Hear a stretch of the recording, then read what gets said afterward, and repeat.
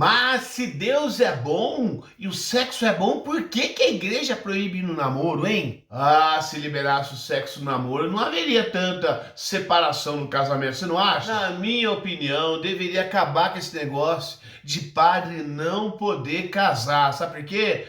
É natural no homem querer sexo. Você não concorda? Mas Jesus, meu bom combatente, novamente aqui para juntos crescermos na vida no Espírito Santo. E esse assunto, você concorda comigo, que é um assunto muito difícil de lidar, que a igreja tem muito a acrescentar. Poucas pessoas vão buscar o que a igreja está dizendo. E você deve concordar comigo que as questões que nós levantamos aqui no início do vídeo, elas são ou não são polêmicas? Permeia ou não permeia o pensamento de muita gente, não é? Por isso a gente tem que lembrar aqui que o fruto da temperança, que nós já estamos falando, gente, há 3 vídeos, dá uma olhada aqui, ó. Convido você a dar uma olhada nesses vídeos, porque eles oferecem uma resposta satisfatória, ou melhor, a verdade da Igreja Católica sobre como seus fiéis devem viver a sexualidade. Por isso, nós temos que falar sobre o tema de hoje, que é o fruto da temperança e o sexo. Eu sou Ronaldo Costa e você está no canal Vida no Espírito Santo.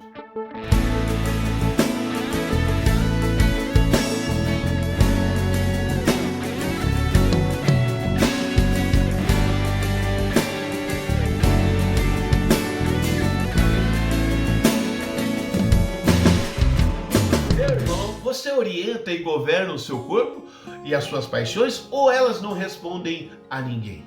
Elas surgem, determinam a sua ação e depois vai embora? Eu sei como é que é isso. Santo Ambrósio, aquele que submete o seu próprio corpo e governa a sua alma sem deixar-se submergir pelas paixões, é seu próprio Senhor. Pode ser chamado rei, porque é capaz de reger a sua própria pessoa. Mais uma vez eu quero recordar a você que temperança vem do grego egrateia, que significa ter domínio sobre, exercer poder sobre. Meu irmão, você clicar aqui para ver o perigo do cristão sem o fruto da temperança, para você entender melhor essa questão do fruto da temperança e o Espírito Santo te ajudando a dominar as suas paixões, a refrear os apetites desregrados. Pois para que a verdade chegue à nossa razão, o vídeo de hoje nós vamos ter que falar para você em 3 etapas, porque esse assunto é delicado, ele é polêmico. A primeira etapa é a ação do Espírito Santo com o dom do entendimento. Você vai entender que isso é necessário para compreender. A segunda etapa é conhecer a natureza do homem conforme Deus criou e pretendeu. Você conhece essa natureza? Sabe o que Deus pretendeu ao criar a gente? Nós temos que falar disso. E a terceira etapa é a força e a desordem que o pecado atua nos apetites gosto e tato, que são os apetites que nos faz querer se alimentar e faz querer o sexo. Vamos refletir sobre isso ponderadamente. 1 Coríntios capítulo 2, versículo 14, vem nos dizer: mas o homem natural não aceita as coisas do Espírito de Deus, pois para ele são loucuras, nem as pode compreender, porque é pelo Espírito Santo que se devem ponderar. Olha só, meu irmão, quem recebe o Espírito Santo e é fiel a ele, recebe o dom do entendimento, que o torna capaz de captar a verdade e compreendê-la. Para você entender isso, eu vou deixar aqui o vídeo do dom do entendimento. Meu irmão, o Espírito Santo nos guia para a verdade. É assim que vivem os cristãos. Ele não só compreende as coisas através da leitura, mas o Espírito Santo derrama sobre ele, revela para ele a verdade. Quem tem fé e a vive, com simplicidade, acolhe as verdades reveladas pelo Espírito Santo e as compreende. Quem não tem, acredita que o cristão viveu sobre uma lavagem cerebral, né? Ele não entende, né? Como assim? Sem sexo? Esse cara é louco. É assim que as pessoas compreendem, mas quem recebe o Espírito Santo sabe que o Espírito Santo revela verdades. O dom do entendimento nos ajuda a isso. Veja esse vídeo depois, hein? Deus criou o homem com inúmeras capacidades motoras, cognitivas, sensitivas, espirituais. Você já se perguntou por quê?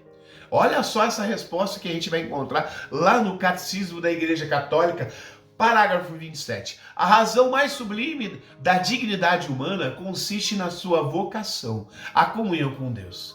Desde o começo da sua existência, o homem é convidado a dialogar com Deus, pois se existe é porque foi criado por Deus por amor. Você que está vendo esse vídeo, pense nas capacidades que você possui, de tudo aquilo que você se desenvolveu até o dia de hoje, e o tanto ainda que você pode progredir. Isso não é espetacular? Pois bem, tudo isso, gente, foi pensado e amado por Deus. Você progredir, você crescer, você conhecer a verdade, exercer a razão. Tudo isso Deus quis para o ser humano. Mas no que diz respeito à sexualidade, está no plano de Deus que você pode tudo o que vier a desejar? Aliás, por que será que a gente deseja tanto aquilo que é proibido? Você já pensou a respeito? E como o nosso tema de hoje é o fruto da temperança e o sexo, uma das capacidades humanas são os apetites do gosto e do paladar, que desordenado gera a gula e a bebedeira, e também o tato, que é o sexo, que desordenado vem gerar a luxúria. Vamos entender isso melhor agora. Na Suma Teológica nos ensina São Tomás de Aquino: os vícios carnais, que é gula e luxúria, consistem no deleite nos alimentos e no sexo, que são os mais veementes entre todos os deleites corporais. Assim, por esses vícios, a atenção dos homens se aplica maximamente às coisas corporais e, por conseguinte, se debilita a operação do homem sobre as inteligíveis. Isso se dá mais pela luxúria do que pela gula, uma vez que os deleites sexuais são mais fortes que os proporcionados pelo alimento. Assim, da luxúria nasce a cegueira da mente, que exclui quase que totalmente o conhecimento dos bens espirituais. Profundo isso, né, irmão? São Tomás aqui está nos dizendo que no topo dos estímulos que a gente sente com o corpo, o sexo é o mais veemente, é o mais forte, é o mais assíduo, a gente sente toda hora isso. É devido a isso que a nossa atenção, quando se fala de sexo, vai lá em cima. E é muito provável que você tenha clicado nesse vídeo aqui por esse motivo. Mas agora eu queria pedir mesmo ao Divino Espírito Santo para compreender esse ensinamento do Padre Oio Marinho. Olha só, a divina providência que quis unir um deleite ou prazer para aquelas operações naturais necessárias para a conservação do indivíduo e da espécie.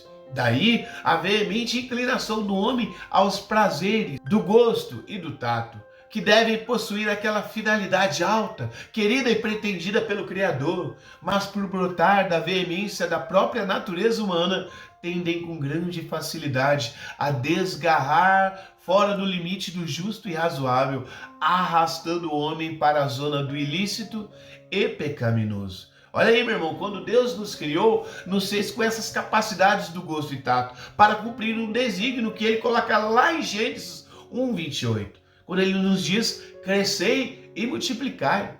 Assim, o desígnio do Criador para eu, para você, para todos nós, só é possível porque o Criador nos abençoou com essas capacidades do gosto e do tato, e quis que a gente tivesse um deleite nisso. Mas a gente também vai ver lá em Gênesis 3, a partir do versículo 1, que Satanás almeja destruir a criação de Deus e se aproveita dessas potencialidades que o próprio Deus colocou em nós, colocando outra finalidade que não seja de Deus, e que seja justamente aquilo que Deus reprova, que é a gula e a luxúria. Sabe aquelas perguntinhas que a gente colocou lá no início do vídeo? Elas permeiam e sugerem as finalidades de Satanás com os apetites do gosto e do tato. E eu queria agora parafrasear São Tomás e Padre Oio Marinho. Satanás sugere desgarrar do limite do justo e razoável, arrastando o homem para o ilícito e pecaminoso, para então cegar a mente, excluindo quase que totalmente o conhecimento dos bens espirituais. Meu irmão, isso é duro, hein? Tem muita gente que por causa do assunto sexo, a pessoa desconhece a Deus. Mais do que isso, meu irmão, a pessoa ofende a Deus. Vamos falar mais sobre isso. Olhando a carta de Gálatas 6, A partir do versículo 17, nós vamos ver que a temperança ela contrasta com as duas obras da carne. Pode olhar e conferir quando fala das obras da carne e do Espírito, uma está se opondo à outra, você vai perceber que a temperança se opõe a essa. Pois o fruto da temperança é a ação do Espírito Santo que nos faz abnegar os desejos e prazeres mal. Antônio Gilberto vem nos lembrar que o fruto da temperança é o controle do Espírito Santo sobre nós, que decorre da nossa completa rendição à orientação do Espírito Santo naquilo que nós pensamos, naquilo que nós queremos e fazemos. O papel do canal Vida no Espírito Santo e a minha ajuda, a minha contribuição não é enganá-lo, mas afirmar o quão amado você é por Deus, que deseja te guiar com o Espírito Santo. Ou senão, meu irmão, nós vamos viver ao sabor das ondas desse mundo. Vale a pena a gente recordar aqui a carta de Romanos, capítulo 8, versículo 5. Os que vivem segundo a carne gostam do que é carnal. Os que vivem segundo o Espírito apreciam as coisas que são do Espírito. Eu digo mais, meu irmão, se você gostou desse vídeo e acha que ele está contribuindo, bora comigo compartilhar esse vídeo com as pessoas que vierem à sua mente. Porque é importante que a gente propague a verdade, que a gente espalhe a boa notícia. Vamos junto comigo nesse projeto de espalhar essa ação do Espírito Santo pela internet. Obviamente, meus irmãos, que há muito mais a se explorar nesse assunto, é um assunto polêmico.